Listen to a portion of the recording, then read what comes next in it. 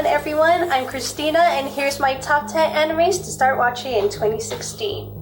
Now with these animes, these are based on my first impressions of watching the first episode of all 10 of these anime. And number 10 is Ooyasan wa Shishunki.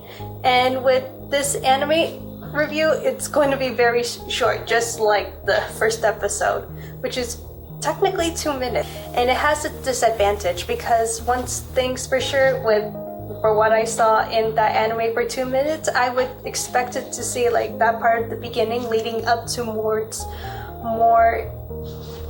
interactions with the character developments in a 30-minute series pilot. But overall, it seems to be really interesting, especially with the young girl who's only in middle school and yet she's very mature. She's able to own a building and being able to take care of herself at a very young age. She gets along with her tenants very well as well. And with number 9 is Rainbow Days. With Rainbow Days, I would expect to see the anime involving female characters, but instead this one involves a different perspective. This involves 4 male characters who are best friends in high school.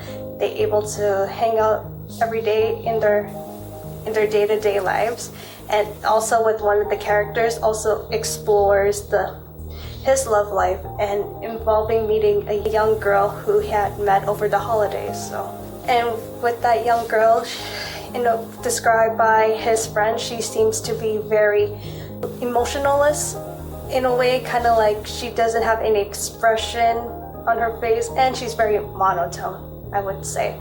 It's very interesting. I love slice of lives, and it's definitely one I recommend for you guys to watch. And number 8 is Kanata no for Rhythm. But this anime involves the theme of flight, and it involves a young girl being transferred and moved to a different part of the city where it has 4 islands. And for that, she gets able to embark on a journey where she gets to meet a few of her friends in her school, where they become her coach and they teach her how to fly with her shoes. It's a really cool anime. I really enjoyed the concept. Overall with the animes, there's a lot happening, a lot of encounters. It's very interesting. I would consider it as a slice of life because it is. I see it for what it is, and I feel like it is part of a slice of life genre. But it's a really cool anime to watch and definitely recommend it. And number 7 is Haitu Grimsou no Grimgar. Now this takes place in the medieval times around the city of Grimgar and involves a young boy being able to embark on a journey towards a great quest.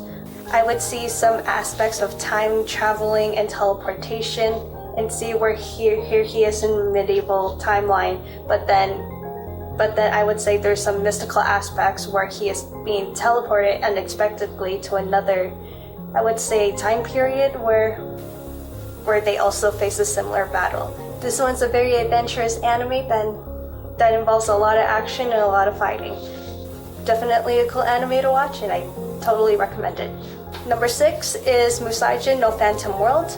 Definitely this anime I have a lot of high expectations for.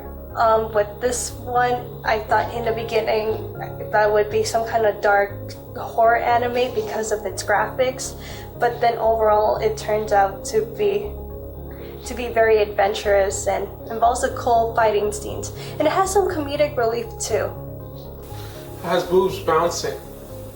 And yes, in one scene there involves boobs bouncing. Thank you, Mr. Cameraman. Overall, it's a really cool anime to watch, and definitely if you guys enjoy those types of animes where it does involve the bonus of bouncing boobs, feel free to watch. But number 5 is Sekkou Boys. Now with this anime involves a slice of life where a young art student is trying to move on to a different artistic direction after being focused with sculpturing for many years. Now, after numerous attempts of trying to move towards a different artistic direction, the school has unfortunately displeased and been very disappointed with that. So instead, the school has decided to put her in a group, but it's not like what you expect. So you should really watch the anime and check it out to see for what it is. Overall, I do feel bad for the young main character because for what she had to endure. But it's a really cool anime. I enjoyed the comedic relief. And number 4 is Kono Subarashii Sekai ni Shukufuku. Whoa. And this involves the sudden passing of a young boy where he is transferred to the afterlife by a young angel named Aqua-sama, and he goes on the quest, like a RuneScape type of quest, to defeat a villain. And he teams up with Aqua to do so. With this anime, I find it really funny. It's also very nostalgic in a way because it brings back so many memories with the settings, like RuneScape. And I remember playing RuneScape over 10 years ago. Yes, that's how long it's been. But it's really cool anime to see the adventures and kind of like seeing the requirements where RPG player has to do in order to level up, in order to get stronger to beat the ultimate villain. Overall, I'm really happy to see this anime taking place, and I can't wait to see where it continues on throughout the series. And number 3 is Nurse Witch Komugi-chan art, and with this anime involves a young local girl being very locally famous around her local community. She suddenly gets to be part of a quest where she becomes a sailor soldier in a way, because it brings some nostalgic aspects of Cardcaptor Sakura's Sailor Moon. It's really cool to see a different twist and another nostalgic feeling of another anime that can remind me of those moments of my childhood, where becoming a sailor senshi in a way to become an agent for love and justice. You should really check out the anime if you're really into the slice of life and seeing the Sailor Senshi transformations like in Sailor Moon and Cardcaptor Sakura. And number 2 is Sushi Police. And with this anime, I'm surprised with how short this anime it is. Just when I first watched this anime, it turns out to be 3.5 minutes. And I feel like that's not enough. But I seem to really enjoy the anime overall, despite timing of the anime.